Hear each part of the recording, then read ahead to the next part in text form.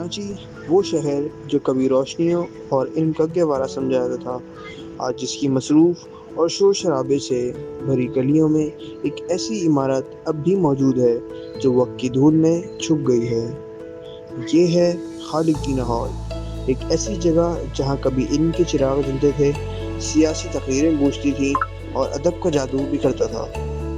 اس hall کے پیچھے ایک ایسا نام ہے جسے شاید آج کے زیادہ تر لوگ نہیں جانتے۔ غلام حسین خالد دینہ ایک دولت مند تاجر اور سماجی شخصیت جنہوں نے اپنی دولت اور خواب کو اس عمارت میں ڈھال دیا۔ ان کی خواہش تھی کہ کراچی کے لوگوں کے پاس ایک ایسی جگہ ہو جہاں وہ علم حاصل کر سکیں، بحث و مباحثے کر سکیں اور اپنی خیالات کو دنیا تک پہنچا سکیں۔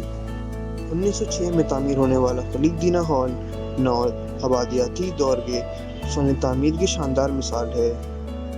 گیرزری پتھر سے بنی ہوئی مضبوط دیواریں، بلند چھتیں جن پر لکڑی کی نفیس کاریگری کی گئی ہے، کشادہ محرابیں اور روشن کمرے، یہ سب اس بات کی یاد دہانی ہے کہ کراچی کبھی ثقافت اور علم کا مرکز ہوا کرتا تھا۔ جب آپ اس ہال کے اندر قدم رکھتے ہیں تو ایسا لگتا ہے جیسے وقت رک گیا ہو اور دیواریں اب بھی پرانی کہانیاں سناتی ہوں۔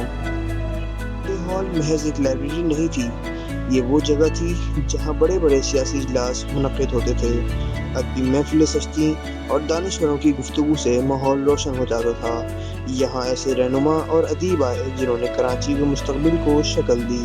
کئی بار یہ ہال نوجوانوں کی آواز بنا، کئی بار ادیبوں کا مسکن اور کئی بار سیاستدانوں کی جنگ کا میدان۔ لیکن وقت کے ساتھ ساتھ سب کچھ بدل گیا۔ وہ ہال جس میں کبھی سینکڑوں لوگ بیٹھ کر مطالعہ کرتے تھے، آج سنسان ہو گیا ہے۔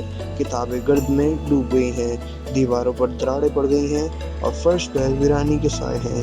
کبھی جو آوازیں گونجتی تھیں وہ آج خاموشی میں ڈھک گئی ہیں۔ خالد دینہ ہال صرف پتھروں اور اینٹوں کا ڈھانچہ نہیں ہے، یہ کراچی کے اس دور کی یاد ہے جب علم کو دولت سے زیادہ قیمتی سمجھاتا تھا اور جب مکالمہ ہی معاشرے کی جان ہوا کرتا تھا۔ یہ ہال ہمیں یاد دلاتا ہے کہ اگر ہم نے اپنے ورثے کی حفاظت نہ کی تو ہم اپنی شناخت بھی کھو دیں گے۔ ضرورت ہے کہ ہم اس ہال کو صرف ایک پرانی عمارت نہ سمجھیں بلکہ اپنی تاریخ اور اپنی پہچان کا حصہ بنیں۔ اگر آپ بھی سمجھتے ہیں کہ کراچی کے ورثے کو زندہ رکھنا ضروری ہے تو میرے ساتھ اس عظیم اور شان سفر میں شامل ہوں۔